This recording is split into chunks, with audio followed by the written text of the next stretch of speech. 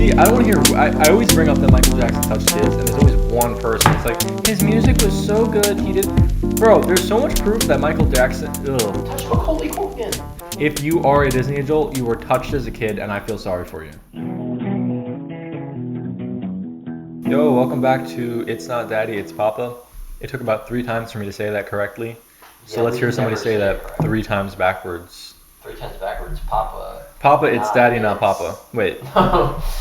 Not it's Papa, not... Yeah, no, it's not happening backwards. Today is our Christmas episode.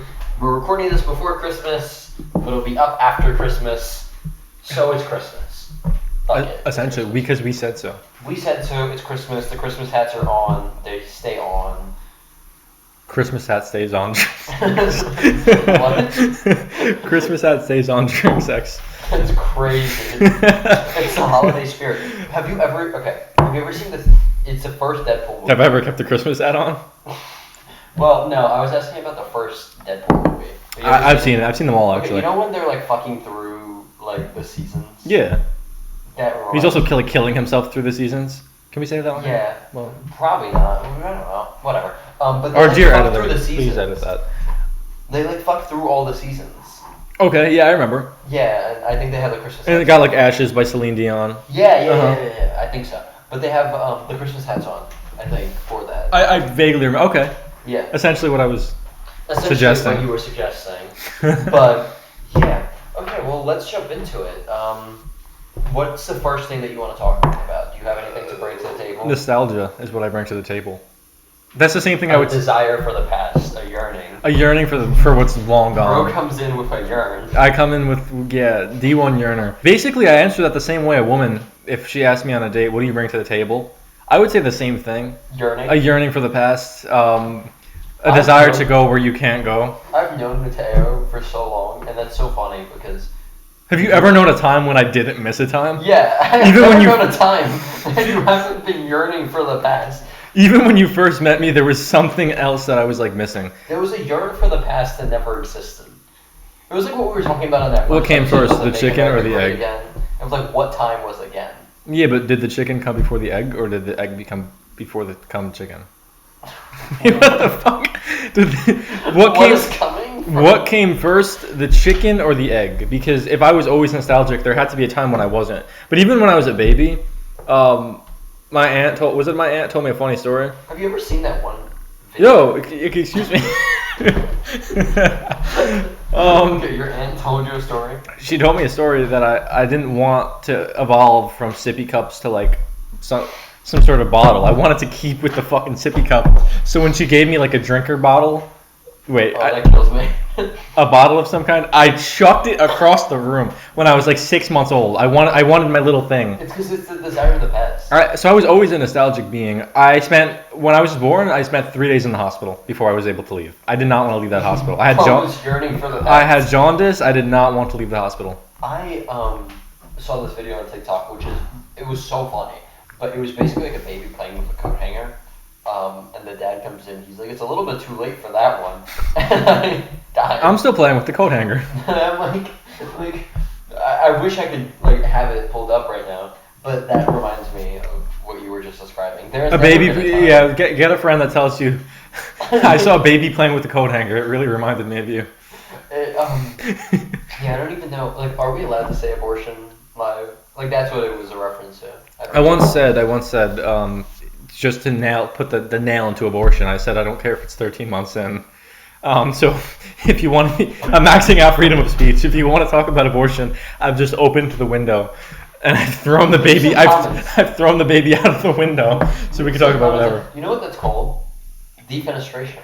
I learned that when I was younger. Act of throwing someone out. It's called defenestration. Yeah, I knew that actually. I think I taught you that. No, my mom taught me. Well, my lovely, she did teach me. Very few people have vocabularies as good as my mom's.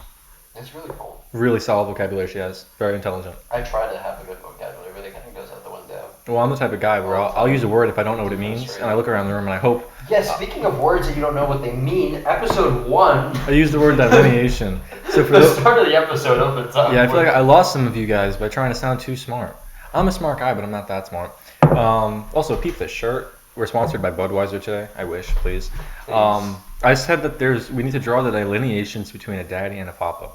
And y'all got pissed off. I don't have any proof that y'all got pissed off, but I know you guys got pissed off. Deep in the desire, deep in the heart. Deep down, you guys were like, who is this man telling me the word delineations? On episode 1, 2. I started off with The a first cocky 10 vibe. seconds.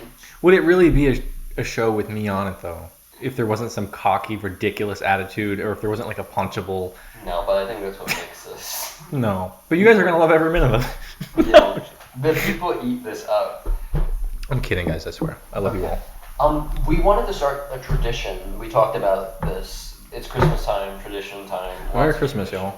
Merry Christmas. It's after Christmas, but well, when you guys are watching this. But Merry Christmas. I hope you all had a great Christmas. But we wanted to start a tradition of bringing quotes to the table.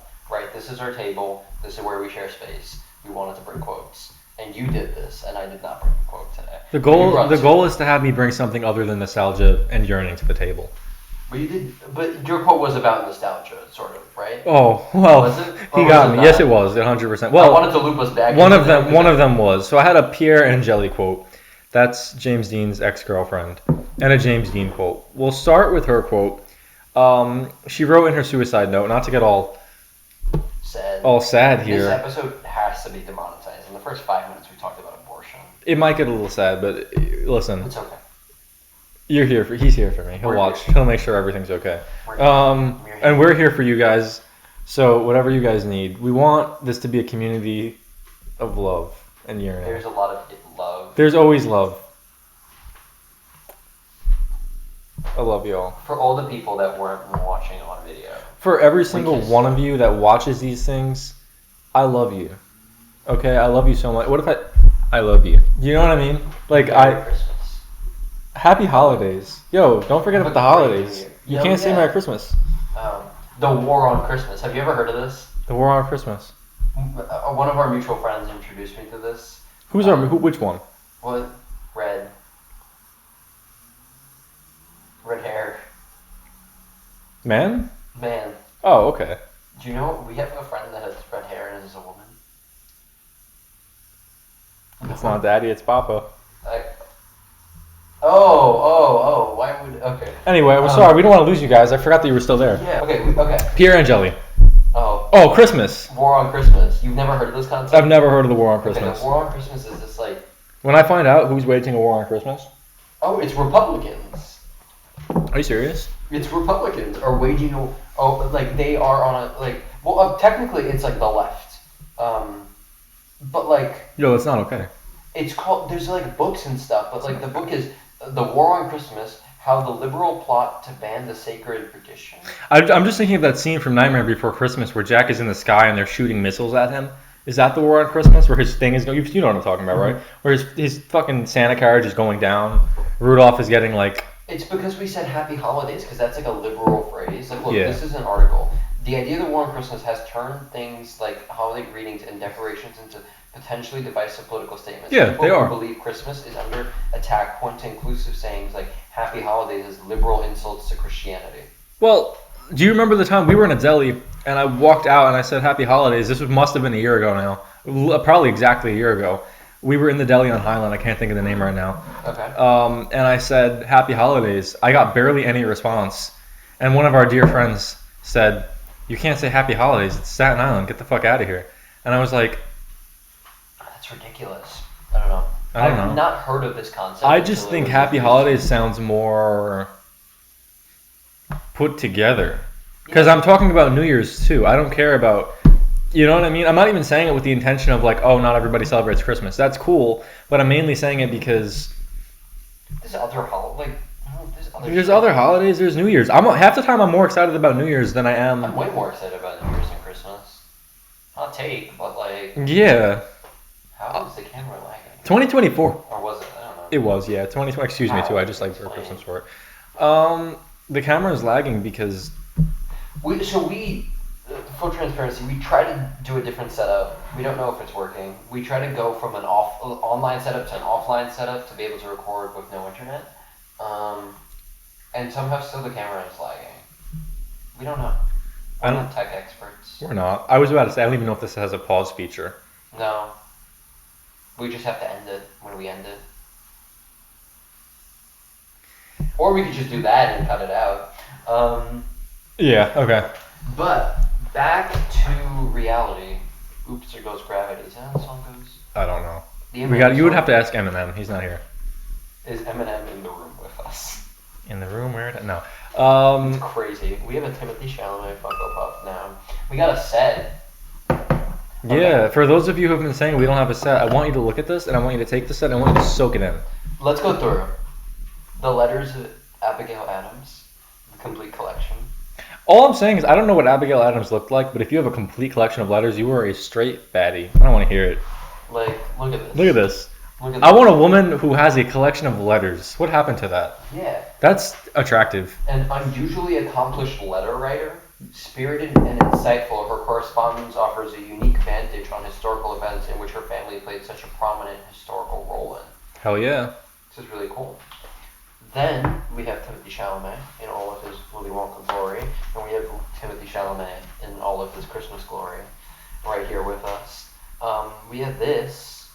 Not really sure what this is, but it spins. It's the world. Because we are the world. We are the people. children. Yeah, what is that one song? That's a Michael Jackson song. Oh, it is? Yes, it is. So why were we singing it every single year for holiday concerts when he touched children? See, I don't want to hear... I always bring up that Michael Jackson touched kids, and there's always one person that's like, his music was so good, he did... Bro, there's so much proof that Michael Jackson... Ugh. Touch Macaulay Culkin. Macaulay Culkin Macaulay. His name is now Macaulay... Wait, it's Macaulay Culkin. Yeah. He legally changed his name to that. You know Anybody how much who... you have to have been touched for your name to be changed to that? This brings me to the concept of Disney adults, too. If you are a Disney adult, you were touched as a kid, and I feel sorry for you. It's so sad. It's really Are you sad. a Disney adult? I'm sorry. Oh, no. Okay. Are any of your loved ones Disney adults? No. Okay. I just have to check. Are any of you, for the viewers, I'm sorry. I mean, like, I've consumed a lot of Disney, but... So have I, but are you, like, would you consider yourself, like, a... No. I feel like I like watching Disney stuff. Yeah. Like, I think that's... That's different than going to Disneyland every year. And... I've actually never been to Disneyland. I really want to go. Yeah, I've never gone. But I want to go just because I think it's cool, not to be like, oh my god, Minnie Mouse, please ruin my... Yeah. Like, okay, next up, we got War and Peace. Our friend, actually, our dear friend George. Do y'all know George? Did we ever tell them that we named the little bear? The name of the bear is George, for those of you who care. For those of you wondering, the name of the bear in the logo, his name is George. Also, if my hair... What is he named after? Do you remember? Washington. Yeah. George Washington, yeah. George Washington. We took inspiration from the greats. Again, talking about yearning and nostalgia, we had to go back to George Washington to name our dam. People are going to hate on that because they're going to be like, George Washington was a slave owner. What do you think about that? I've been yearning to talk about nostalgia for this entire time, and I could definitely use that to wrap back into it. Okay, use that to wrap back into it. I'm sorry. I completely derailed the fuck out of us. Yeah, y'all see this? I wanted to talk about... He's sick of it, though, because for the 3 years, whatever, that he's known me, the entire conversation... It's always been nostalgia. It's been... I miss the past. I wish I could go back. If you were in my past and you're viewing this, I love you. Hit my line. Wow. That's a level of nostalgia. Hit my line if I ever knew you. If I knew you once, I love you. No, I'm kidding. It's crazy because we don't talk to anyone that we... That's not true. Don't make me cry on the podcast. No, I'm fine. So basically, George Washington. I mean, the thing is, you remember him as a great president because he was the first one. At that point, you forget. The public forgets that he was a slave owner because it's like he was the first president. It was of the time. You know what I mean? We do a lot of that. It was of the time. Yeah. It was, But James Dean, before he interrupts me again. I was just kidding. Talking about George Washington. No. I got to get to James Dean. Okay, so let's talk about James Dean. there's a quote. Pierre and also, if you guys are commenting on the fact that my hair and this hat don't match, I'm aware that I don't look as snazzy as I could. It's for the festive spirit. You have to let go of things sometimes. It's for the holiday spirit. Listen. Merry Christmas, y'all. Yeah. Enjoy. This is our gift to you. This is his gift to you. I'm not. No, I'm kidding. This is our gift. It's our gift to you. Of course it is. Give. Yeah. So. We like to give, not receive. Yeah. Basically, Pierre Angeli. God damn it. She wrote in her suicide note, and she dated James Dean, for the context, when he was 26, I believe. He died in a car crash. He was speeding on the highway, I believe in California, but we could all check that. Get a fact checker on this. Yeah, right. It's probably like they're like he wasn't 26, he was 28, and he was exactly 112 fucking pounds, and you. But anyway. And he lived in. And he lived in Bushwick. Everybody lives in Bushwick, apparently. Everyone, Everyone lives in Bushwick. We found that out the hard way. It didn't happen. He died in Bushwick. But basically, after he died, his then girlfriend went on to marry, I think, 2 men, and she never loved them. She said in her suicide note. At the same time? No, she married one man, okay. but because he wasn't James Dean, nostalgia. See, he wasn't James Dean. She didn't love him like she loved James Dean. You all should have got married. Me and her, we would have matched perfectly. She killed herself over James Dean. That's the most Hollywood, terrible, tragic thing. Talking about the past. Yo, don't diss my yearning. It's my best quality. If you really think about it, my appreciation for things, whether they're here or not, whether they care for me back or not, my best quality. Wow. Damn. Ouch. Okay. I love the second guessing. Ooh. Okay. Then she decided after marrying that second man, depression got caught up to her, horrible, tragic experience. She took her own life. Uh-huh. And he says, like, yeah, well. No, I want you to like. And in her suicide note, she wrote that James Dean was the only man she ever loved, and that he died at the wheel of a Porsche. And I was thinking about this after viewing this. Now, obviously, he died at the wheel of a Porsche. Was it a Porsche though? It was obviously a Porsche. What if it was a different car? Because the quote says that the only man I ever loved died in a Porsche. Do you think she doesn't know that? I don't know. Also, it's that symbol. I can't think of the name of the car right now. It's the one without the window. You know what it looks like. Goddamn. Okay. Bitch. Yeah. Damn. My bad.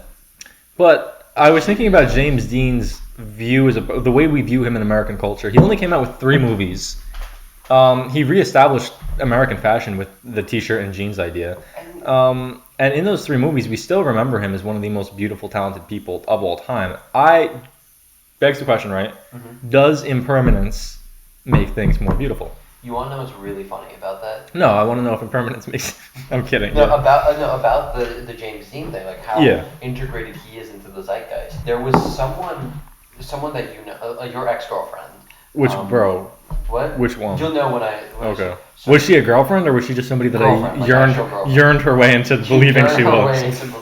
No, actual girlfriend. Your ex-girlfriend. There was a time where someone that we knew had a gift, and it was a big box of chocolate called like James Dean's Cowboy Chocolates. Oh hell no! Do you remember the story? I remember the story. Yeah. Okay. Did she say she didn't know who James Dean was? She didn't, and I had to explain who James Dean was because I was like in the room when this happened. In the room. Okay. Yeah, and how she ended up knowing who James Dean was through a Taylor Swift song. James Dean, Daydream, Look in Your Eye. Yes, that one. Okay, that Style, right? That's called Style. I don't know what it's probably about Harry Styles too. Is the irony? But I thought that was so funny. Like she, no clue who James Dean was. Let's be for real. Legitimately no clue. Like probably doesn't know a lot of things. No disrespect, but and like 5 minutes later, you'll hear me saying, "Everybody deserves compassion, whether they're from your past or your No. Education is important."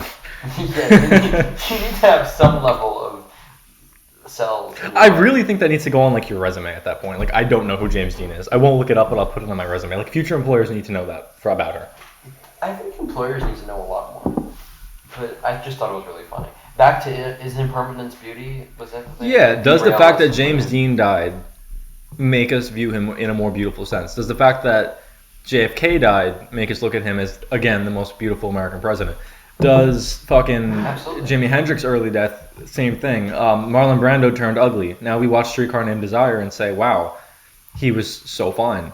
Because we still talk about Marilyn Monroe. We still talk about James Dean. Like, these are people that died young that we still think about. Well, it's because you have less time to make mistakes. That's definitely what it is.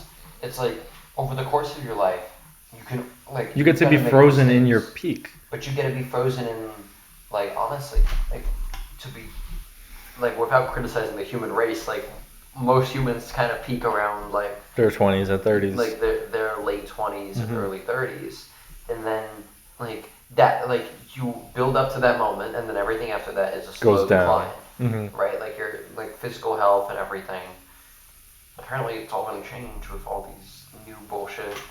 Ozempic. Ozempic. Can Ozempic make me age better? I got told once that I looked like an Ozempic commercial. Ozempic?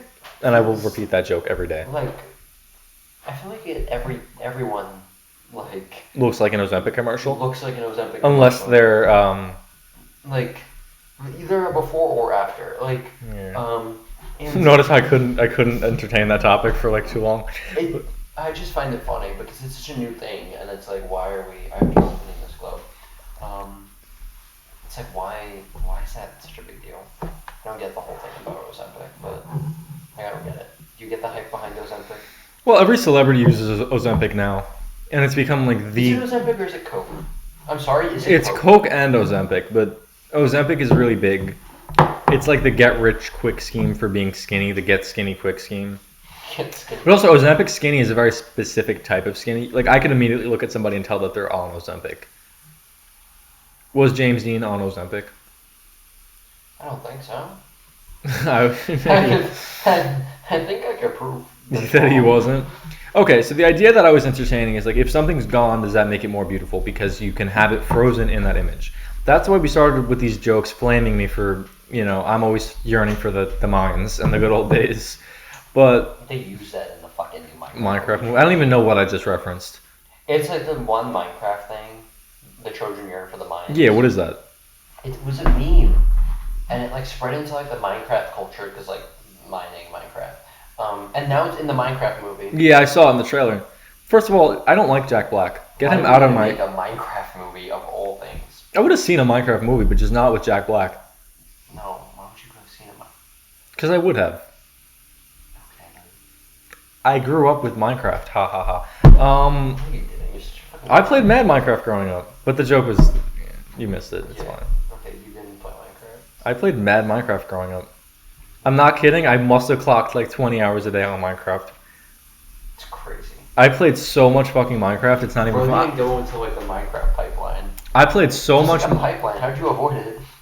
How do I avoid what? Like the Minecraft to like loser pipeline? Yeah, I guess loser. I don't think I avoided that. I'm sitting here right now talking about James Dean. I didn't avoid it. Oh, that's crazy. Oh, that's so funny. I really didn't avoid that. Yeah, no, I played a lot of Minecraft growing up. People don't know this about me. So there's a lot of things that people don't know about me. One is that I'm fairly well adjusted, but we'll get into that. Preface by saying I am well adjusted. What does that mean?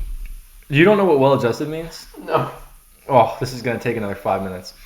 So, on Theo Von, he was talking with Timothy Chalamet, and he told Timothy Chalamet, he's like, 2025 is the year that I'm going to get married. Okay. And Timothy Chalamet said, well, how can you just, like, what are you going to do to make yourself, like, get married in this year? That's something you can't predict, especially if you don't have somebody that you plan on marrying. Yeah, like what? And I think what Theo Von was trying to get at is, like, I can do that. You know what I'm saying? Like, I can play into that role, and I can do that. No, can't. Theo Von can't. Why'd you keep moving this cup so far? For those of you who aren't watching the video version, this cup inches closer to me, and I keep moving it towards you.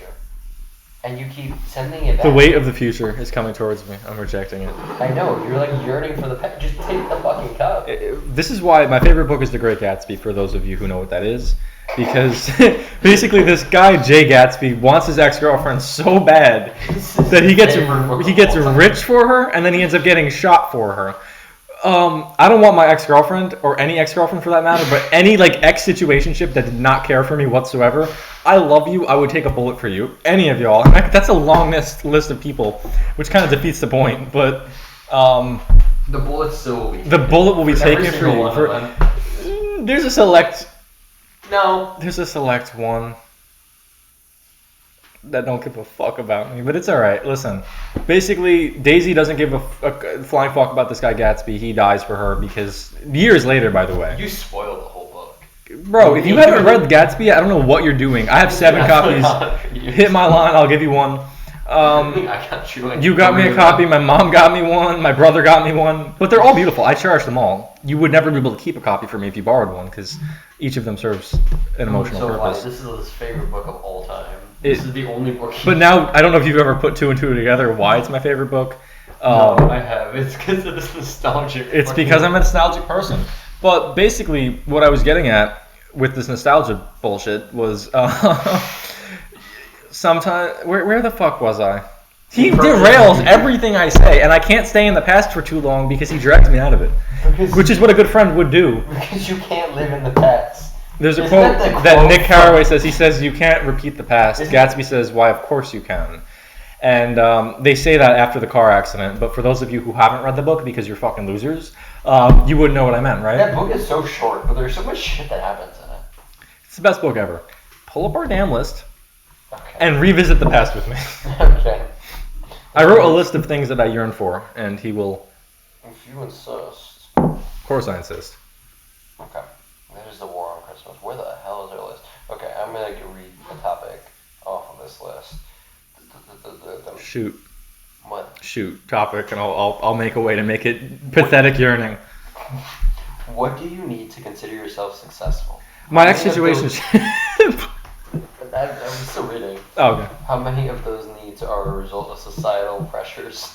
Okay, so basically, I wrote that... What did you mean by that? He wrote all the topics for this episode. So, for those of you who don't fuck with this episode, I wrote it. It's my fault.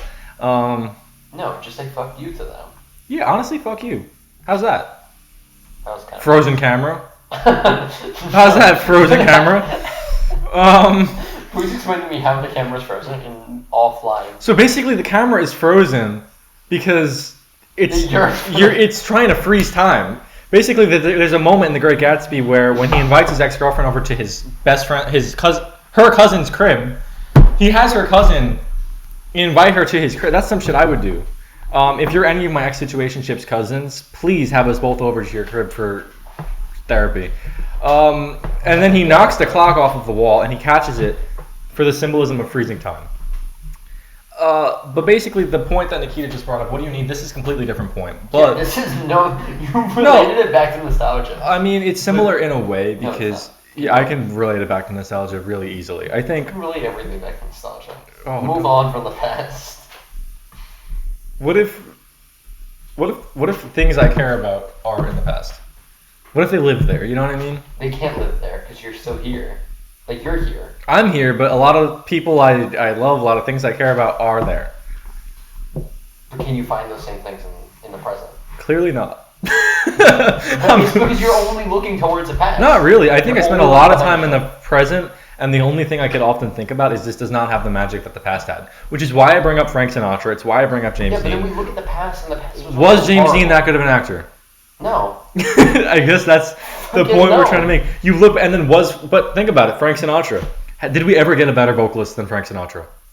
100%. Okay. No, we didn't. Yes, we did. No, we didn't. Yes, I love her. We didn't get... Okay. Real shit. There are better vocalists than Frank Sinatra. But did anybody encapsulate the magic that James Dean, Frank Sinatra captured back then? Where's that magic? Or even JFK, the way he just presented himself. Like, these things that are gone were in 50 years, will we know these people, or will we look at people currently? Yeah, I feel like people are going to start talking about Austin Butler and Timothy Chalamet. And yeah, they're going to be talking about us, and it's like, what are you going to do? They're going to be talking about me and Nikita. They're about me and you. They're going to be saying, yeah, but... They sit around their campfires or whatever, post-nuclear bunkers. So when I wrote that, I wrote, what do you need to consider yourself successful, and how much of that are societal pressures? And I think because of this whole nostalgia factor, this whole episode is becoming me putting myself on blast for being a nutcase.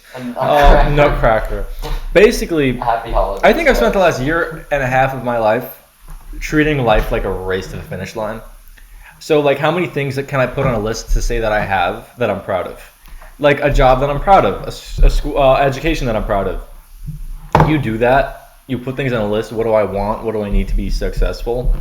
You will have nothing. At least what I found. You know what I'm saying? But you do need to set goals for yourself. That's the thing. You need to set goals, but you can't put your self-value on your goals at all. Like, you need to value yourself regardless of where you reach your goals. Oh, absolutely. But I think there's a level of, like, you can still value yourself, and then also have, fucking God. All right. Are you gonna drink this? Yeah, hell yeah. Hold up for the viewers. I have a mini Coke, and you don't. But anyway, what were you saying about self-love and shit like that? Okay, basically, you could still have self-worth and push yourself to achieve your goals. I think that's where self-worth is very helpful for, because self-worth will help you achieve those goals. If you have a strong appreciation of yourself, you will push yourself to do better always. Versus, you end up seeing that the people who aren't like don't have high self-worth also tend to be people who fail to accomplish their goals or fail to set goals. I think sometimes your goals can't be too specific, is what I'm finding, and it depends on the person. Oh, but that's a goal setting issue. So it's not an issue of like. Yeah, something I've done as a goal setting thing. Like when I found myself in the past, loved it, nostalgia, right? To bring it back and piss him off for the 90th time. After I kind of lost things I cared about, I immediately set my mind to how can I make myself better? Because there's that stereotype of like give yourself the love that you couldn't find in the world, right? And I did that by saying last year I said by next year, which would be the present day, I want to have this. I want to be working this type of way, going to school this way, constantly. You know what I'm saying? That kind of was it. But I had a very specific sequence of goals. To the point where once I accomplished those things, I realized it's not even really what I wanted. Like I wanted it, but you could be miserable with what you wanted. You have to make sure that your goal setting is not like when I have this, I'll be happy. Because if that's the case, you'll never fucking be happy because there's a void in your a high self-worth because you're not going to achieve every goal you set. Like there's been on my list of goals. I like try to make a list of goals every like New Year's or whatever. Mm-hmm. And this is actually great because we're around the holiday time, so I could now look back at my list clearly and.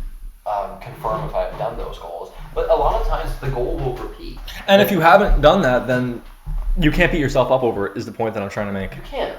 But that's why you set multiple goals. You know, like when every Christmas I have a tradition of, not Christmas, New Year's, I'll write a list of goals and then hide them the whole year. I'm not allowed to see them again. And I will open them on the 31st of the following year. And obviously I can remember some of them, right? Like they don't leave my mind. Right. But there is this level of like I'm separated from them. But number one, I put it out into the universe. Something that I really believe in is that like whatever you put out, you will receive. But I also then kind of try to work to achieve those goals. So like one of the things on my list for several years now, and I'm only finally going to do this next year, is fucking hurt my head real bad for all of you audience. Actually, every listener. Did you hear the thud? Oh, I heard it. Oh, I heard it. Oh, I heard it. All right. But I want to do it. Can you do an impression of Austin Butler as Elvis? No, I suck at impressions. Priscilla, I can't do it either. But he talks in such a cadence now. He still talks like Elvis. He did the Elvis movie 2 years ago, and he can't face the fact that he's not Elvis anymore. He still talks like Elvis Presley, and it's like. Didn't he say he was like stuck in Elvis? He said he was stuck in Elvis. What does what does that remind you of? He can't let go of it. Okay, I'm sorry. Proceed. I'm done. Okay. But one of the things that's been on my goal setting list is I stage manage a lot, but I haven't stage managed like a complete musical. I've done like shows with music or whatever. But I finally I guess I could check it off my list this year, even though it's technically happening next year. But I confirmed that I'm going to stage manage a musical next year. And I'm really happy about that. But it's been something that's on that list for like 3 years now, you know? And it's like, you don't beat yourself up over it, but like you consistently work to get that. To get them, yeah. But then you also put smaller goals on the list that you know you will achieve to kind of boost. You have to even it out, you know? If you have 10 goals, like 5 of them short term, like, or like 3 of them short term, and then blank midterm, and then like 3 that are like impossible, but like you want to, you know? Yeah. So like I think, I'm not sure. I guess we'll confirm later in the future when I actually open it up. But I think one of my goals was to get to London this year, and that's like something that happened, you know? So it's like it's lots of stuff. And even though that was like an impossible goal, you just gotta set your goals up correctly. You could set your goals and make them, but if you this is something that just like time and time, and I think different people have different relations, not to sound like a hippie, but like different relations to the universe and like energy within the, you know what I mean? Oh, absolutely. And I think for me, when I try to over plan, I get feedback error. You know what I'm saying? I get so much feedback error. And I'm somebody like, listen, whether you're religious or whatever, I think there's something, you know what I'm saying? For me, it's just universal energy. But when I try too hard to plan things specifically, like I'll say in 6 months this needs to be done, and it needs to perfectly coincide with this while this happens. And I end up trying to solve future problems that I haven't even gotten yet because I want to like pave the way. Okay. I get blatant feedback error in my face. Didn't work out. Won't work out. For me, the things that work out beautifully for me are the things that I let go. and just allow the universe to give me and bless me with, you know? Yeah, but this is actually really interesting because, I mean, I started learning a lot about it, not like on purpose, but because, like, I'm working right now with someone who's really into astrology, and this woman is a just complete, like, she used to be a hippie, like, she walks around barefoot, like, she sings hippie songs. Paul McCartney, is that you? What? Paul McCartney? No, this is this woman Ashley. She's awesome, and she's very much a hippie. Which is cool, honestly. She I don't know doesn't why even, I like, said not live- to be hippie. There's nothing wrong with that. Yeah, there's. I nothing kind wrong of, with we it. I all think are a it's little really, bit. really cool. She used to, she like walked up and down the East Coast several times. Like she's done all this cool shit, but she's really into astrology, right? And she was like, oh, well, everyone has like a little bit of every sign because you have like your moon, your sun, your Venus, whatever. But she's been teaching just about astrology a lot, just because that's something she's really passionate about. It just like slips out when talking to her. Damn, I worded that weird. But part of it also just might be like how you're astrologically set up. Yeah, Like I think some people are wired like. I know someone that is a double Capricorn, and they're very much like goal setting. Like this is how it has to be done, super organized, like planner and all that stuff. And it's just like that's just how these type of people work. Right. It's really weird, but like No, it's beautiful though. it makes a lot of Yeah. sense. I mean, okay, the thing too is like, I understand the goal setting, but the more goal setting I've done, I would say that my goal setting wasn't goal setting, it was being a control freak. Yeah. And that's different than goal setting. I sat there last year and I said, this year, which is obviously the current now, I said it needs to be what I need it to be. You know what I mean? Like it needs to be productive, it needs to be challenging, it needs to be growth, all these things. I did not account for emotional health, and I did not account for how accurate these goals were. You know what I mean? Because life is unpredictable. I think you started out doing that, and then somewhere along the path, I lost it. Lost it. But I think you came in with the right intention. It wasn't like you came in with Well, wrong I intention. think I also forgot. I opened this by saying life is not a race to the finish line, because you'll never win that race, first of all. Second of all, I don't think life is short. It's really fucking long. And you forget how much time you have, and I think you try to cram a lot of things into a short amount of time. So something I've been doing, and something that's been helping me, is communicating with people that are a couple years older than me. You know what I'm saying? Like I have a couple friends that are in their later 20s and mid to later. And things that they've told me is like they have told me that the things I'm worrying about now are the things they're worrying about where they're at in their stage of life. Okay. And I kind of find that beautiful. Not that like we all have to deal with the same problems, but like you're gonna reach the same roadblock sometimes if you try to do things too soon. And again, back to like how things are set up. I think everything happens for a reason. And what I've tried to do is just completely disregard the fact that life has roadblocks. You know what I mean? So like I'll set up things. I'm like, I want this, and I'm gonna work towards it. Sometimes that's not enough. You know what I'm saying? Sometimes you have there's something better in store. I need to let go of your own control. Because of the controlling nature that I tend to have, I freeze up when I get a roadblock. You know what I'm saying? Yeah. I'm like, what do I do now? The perfectly calculated plan that I made in my head is fugazi, and you know what I'm saying? Like, where do I go next? And a lot of it for me is just like, I have a great way of turning things around, but also a really clear way of showing the world when I'm at the lowest low point. So I kind of come across as somebody who just doesn't got it, but then my turnaround is so fucking strong, and then it peaks and it burns out. You know, I feel like I'm the type of person who's supposed to be in a state of flux all the time, and I've made peace with that, you know? And I think it's just like some people are like that. There's not a wrong thing about anyone. I think it's just that it's figuring out who you are, Right. and adapting how you set your goals and your standards and stuff like that. Because everyone needs to set goals. I think that's really important. If you don't have goals, you're aimless. Like, you need something to anchor you to humanity, to existence. How that looks like and how tangible that anchor is different. Some people need a very strict anchor. Some people need to be like, this is exactly what I'm doing at all times.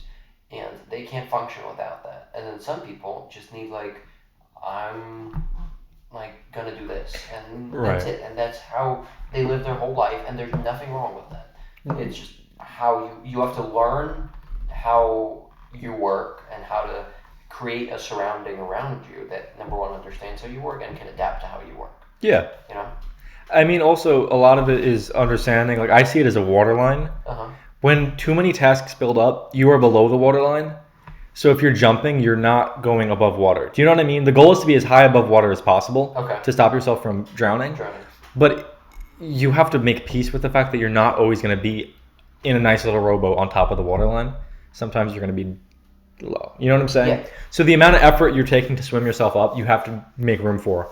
When it comes to like the accounting books of like, this is what I did this year. I spent 6 months of this year getting back up to a waterline. You know what I mean? So I'm going to be like, okay, I need to hold space for that and just be okay with it. Like define gravity. Oh, I love that. Holding space for the fact that 2024 was mid as hell, in my opinion. But you can't say that about a year when so many beautiful things happened. I feel like I had a lot of peaks in some regards, but then also just like overall, I would say it was good, right? I think this is actually going to be our last episode of 2024. It will be. Yes, it will be. It will be. Okay. Our next one is 2025. So this is great. So this is a great reminisce. Yeah. I mean, I look back at this year, and as much as we joke about my like nostalgic tendencies, they are funny. It is really funny. Like, you'll find me. I hate Mark Words. He could pull up a text and probably not that old of me saying that this has been the worst fucking year of my life. Like, he probably has it on record somewhere. A year from now, he will also find me saying that I miss some aspects of this year. It doesn't matter. But there's something about that. That's a level of humanity. It's not like it's a good thing to be so in tune with both the like present and the past. I have no shame in it, and that's what I want to say. Like, as funny as it was to make fun of, it is really like hilarious. I have no shame in it because the fact that I miss everything so much. Damn, this podcast is good. The fact that it's kind of fun though. I'm enjoying. Yeah, the fact that I miss everything so much is not a skill that everybody has, and not to put myself like, oh, look at me, I'm sappy and I miss people, like, you know. But I don't know too many people. Like, even the people that I think about that are in my past that I just don't speak to anymore, that probably don't think about me anymore. I could take it one way. I could say they don't think about me anymore. What the hell? Or I could be like, they just don't have the capacity for caring about things that were, you know what I'm saying, impactful. Because when I look at 2024 and I think about the people and things that were impactful, a lot of those things don't serve me anymore. You know what I mean? You take things, you move on. Or you sit here and you talk about it on a you don't, you know, but there's a level you can carry on and move on. They're two different things. Like, you continue to live your life, you have to do different things, but it's up to you at the end of the day how much you want to think about that. You know what I'm saying? Don't let anybody discourage you from yearning. I'm not even kidding. The missing of somebody is yours. They can't take it from you. No one can take it from you. There is. That's the second little Coke. He fucking took my mini Coke. It's frozen, and he took my fucking mini Coke. Hey! You aren't even drinking. He took my fucking mini Coke while I was talking about. It's in the past. The mini Coke is. So, you know what? Take the mini Coke. Take it from my hands. Go ahead. Like, there's something to be said about just giving in. You see, I pressured him into giving the yearning of the past. Well, okay, the point I was going for is... You want some? You haven't drank anything. I drank half this fucking coffee. All of it. Give me the rest of the mini Coke. But I think the hardest part, too, is just you have to take ownership of your own nostalgia. And the whole point of this is, like, it's gone. The mini Coke is fucking gone. He took it from me. I allowed him to. You have to let it... You have to let it go. Let it go sometimes. Speaking of mini Coke, Coca-Cola, sponsor us. Sponsor us. We need sponsors. We're going to leave you right Even with a Santa hat, my hair still looks hella good. You know who invented Santa? Hold the... It overlays that. Even with a Santa hat, my hair still looks hella good. So Tresemme, if you're watching this, come on. You know who invented Santa? Fucking... I don't know. Our dear old friends at Coca-Cola. Well, yes, they did. That's facts. Santa. Well, like the modern concept of Santa. Like, obviously the idea existed. You know, but like what was the Saint Nick? Saint Nick. You know, I wish that it was still Saint Nick. I wish you better get slapped. I wish that it was still Saint Nick. I mean, they changed it to Santa Claus, and it's just not the same. And I miss. We are never letting him go buy a podcast mic again. I miss Saint Nick. I don't understand how it could have become Santa. You know, there was something about Saint Nick that was just so magical. That's the thing too. To see the magic in to be able to see the magic in something is something. Again, don't let anybody take that from you. I'm gonna take that from you right now. I'm gonna take that from you. To my beautiful ex-situationship. I love you still. I'm gonna take that from you. How do you navigate somebody not giving a fuck about you when you still hold them to a really like dear place in your life? So like as we wrap up 2024, there's a lot of things that I hold dear. There's a lot of things that I find made me the man that I am now. You know what I'm saying? Mm-hmm. That are just not part of my life anymore. Some things we shared, memories, you know what I'm saying? And other things were more like personal and unique to myself. But all of those are things that I could say are gone. I hold them really dear and close to me. A lot of those memories, whether they be people, places, or things, have no regard to me. I think there's a universal energy that just ties everything together anyway, but what do you think? I think that sometimes it's important to let go, like especially as you're evolving and changing. Mm-hmm. Like you can't keep everything. Like you're like think of it as like you're I would say like on a trip with a suitcase, but it makes Emotional baggage. It makes it works for that metaphor, but just to make it make more sense, I'm thinking like road trip, like bigger car, right? Like you could only fit 10 people in your van.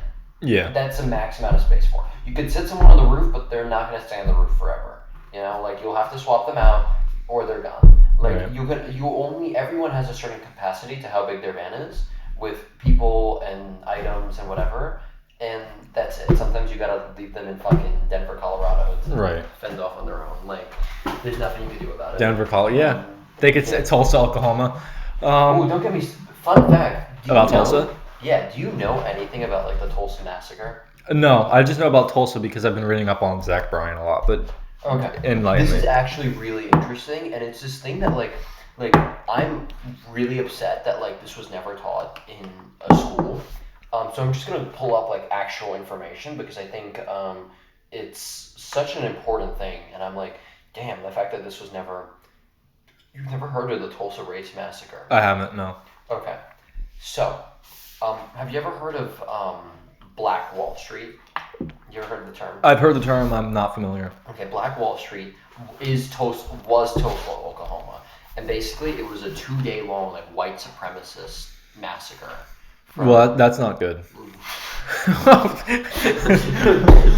I don't know if we had to clarify that, but that's not good for the folks at home. That's not good. Yeah, these like white supremacists basically destroyed this part of the Tulsa, Oklahoma. Yeah, did they take mini cokes from people too, or is that?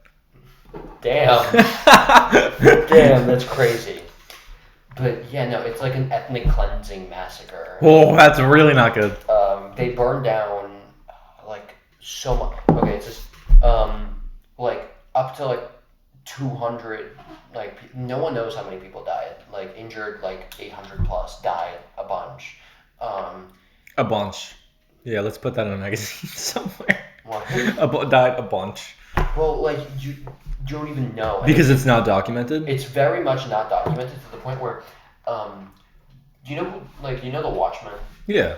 Okay. The yellow guy with the trench coat. Yeah. So that's the comics, but like they made an HBO miniseries, and in the HBO miniseries there's like a scene where they visit the Tulsa Race Massacre, and when the episode came out, it got a lot of like hate online because they were like, "What the fuck is this? This is fake." And people are like, "No, this really happened." And the people that said this was fake, like the most amount of people that said this was fake, is it working? It's just unfroze. Okay. Yeah. The most amount of people that said it was fake were people that lived in Tulsa, Oklahoma.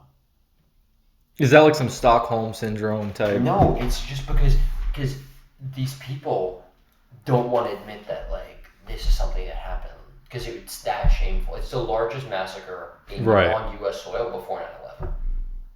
But they just don't want to admit that it happened. Yeah, like the government, like you don't like learn about like the government went out of its way to like clean up and like not have it be like a whole thing, and like it's not. Well, we do that in our history with our own internment camps that we had for the Japanese. Our school, our DOE does not cover that, and I think it's really important to have. And they're definitely not covering it now with fucking Linda McMahon throwing chairs. It's important to have a receipt of an accurate version of events, whether it's your personal life, history, whatever it is. And I think something that nobody really has, to bring it back to nostalgia, is an accurate version of events. Like just a written history of how things went. You know what I'm saying? It's very easy to lose track of that. You know what I mean? And I brought internship camps back to my fucking ex-girlfriend. Oh, well. We were talking about, like, damn. But I wasn't done yet. Yearning for the past has gotten so far he couldn't even talk about fucked up moments in history if I'm going back to his ex-girlfriend. Well, but she wouldn't really say she was my girlfriend, though, would she? She wasn't. Like, it's about writing things down correctly. Pull the receipts, writing down things correctly. No, fill us in on Tulsa. I mean, I honestly want to do some more reading about it because I think it's interesting.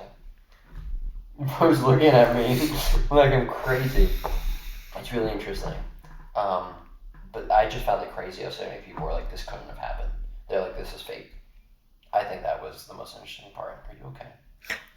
Yeah. I was going to be labeled as like a white supremacist after this. Oh my god. No, I don't. Bro, engage in the conversation. No. About I white supremacists. I gotta say that Tulsa, that's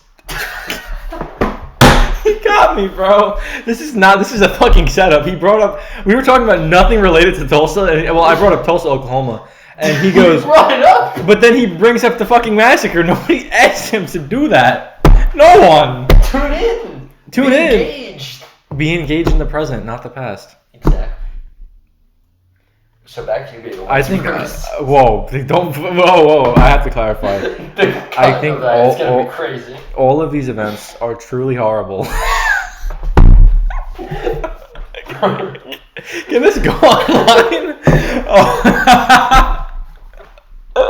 How many episodes can we make before getting canceled? So this is an example of what happens when you put somebody on the frying pan and then they get burnt. And you say, well, why did they get burnt? You put him on the fucking frying pan and expected him to flip himself over. Listen, I was thinking about... It wasn't a setup. I just found out this information for myself. Why are we talking about the massacre? Like, he put me on the spot. I wanted to share the information. I'm an innocent man. I've been an innocent man. I wanted you to just be like, hey, this was really interesting. That's it. Thank you for sharing that. That was really interesting and tragic. And I'm really... I was just sharing something like information that I learned... I am dismayed. Keep going. I am so dismayed, and my heart is I was thinking about Zach Bryan the whole time, because when I think of Tulsa, I think of Zach Bryan, and there was a controversy with Zach Bryan pretty recently. The biggest thing to come out of Tulsa. What's that tattoo that everybody got? It's a Zach Bryan lyric. Oh fuck! What the hell was it? How lucky is Bree? It's been it's how lucky are we? Was the tattoo? I've never heard of this. You don't know who Zach Bryan is? No, I know who Zach Bryan is. So basically, he dated Brianna Chicken Fry or whatever.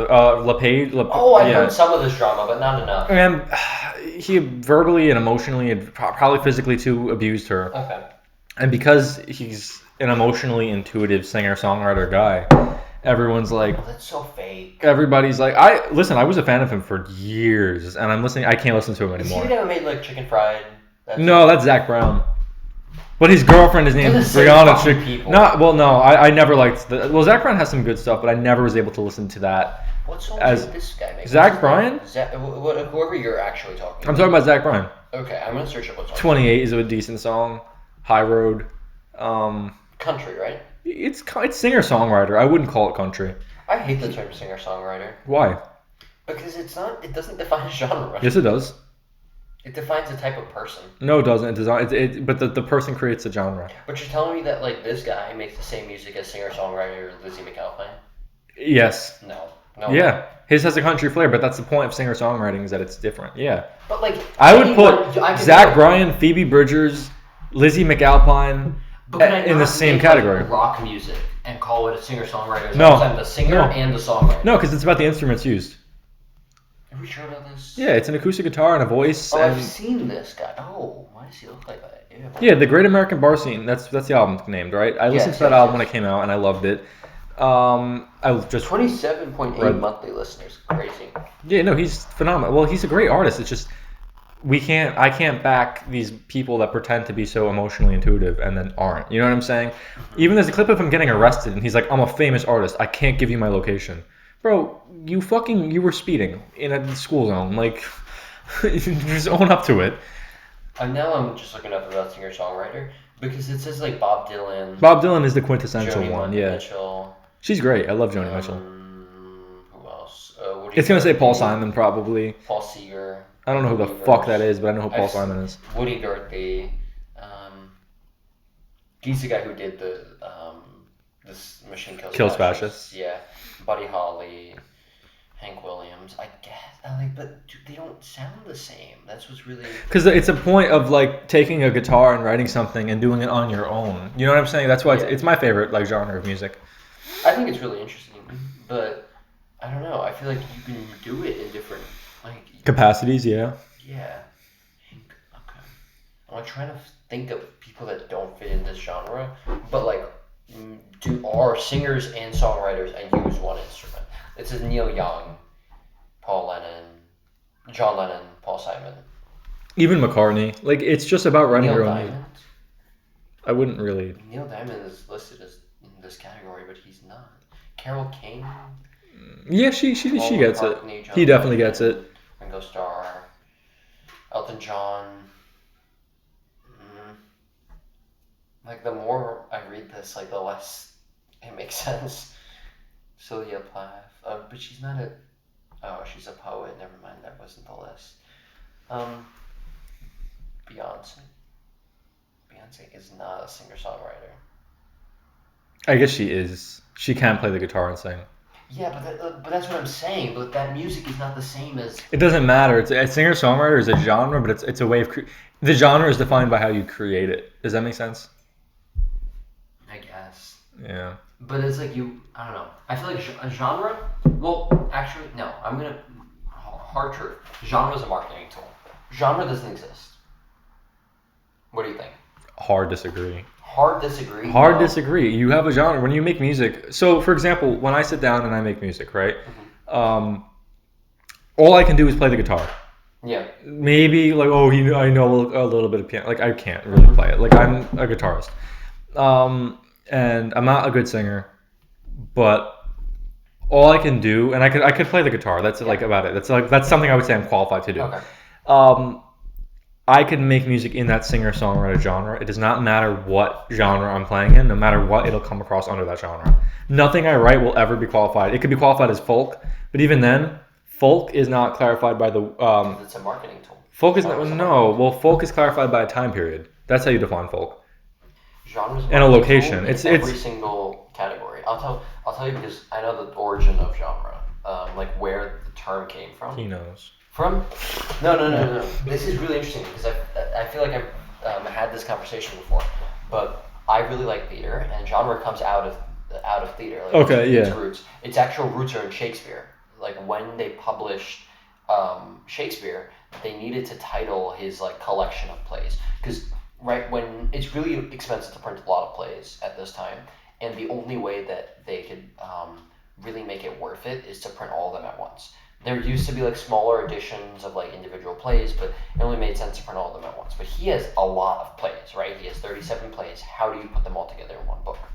What they did is that they called it Mr. William Shakespeare's collection of histories, tragedies, and comedies, right? Which grouped his plays into one of three genres. First instance of like someone using the term genre to define something. It says it somewhere in the folio. It says like they're broken up by genre. That was the first like coining of that term. But that doesn't mean that any of his like when you read his comedies, there's tragedy in it. When you read his tragedies, there are elements of comedies. Right. Well, everything intersects a little bit. But the reason why we draw this delineation is to be able that fucking word. I had to. The reason why we draw it is because we want to, like, we are trying to, like, to make it marketable to a mass audience, you know? Like, you can't tell me that everyone who sings in one genre sings the same type of music. Well, okay. I guess you got me. But no matter what, you can't really put anything under any umbrella term. So it really depends on how you want to define genre, which we... Yeah, I don't know what... I'll concede. I'll give it to you. Because you can go in circles with this all day.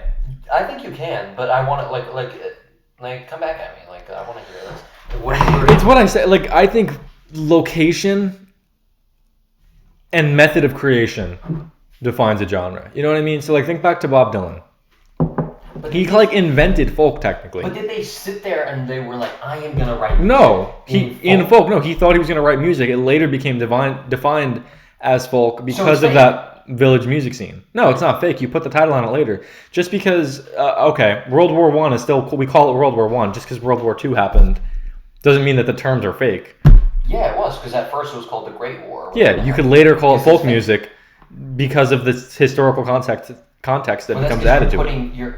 Because it's like like you wouldn't ever have to use the term World War I if it wasn't something that was like marketable for you. I suppose. I mean, I guess it's marketing too, because even if you think about genres of human beings, it's marketing. Like all of it is like it's like it blends to like if we need something, we try to. What? Oh, I heard the camera click and we froze. I love that. Oh, that's awesome. Okay, honestly, I think that means it's time to wrap up. If the camera froze, maybe the camera's gonna come back. Is the camera gonna come back? We love y'all. Goodbye. That's about that.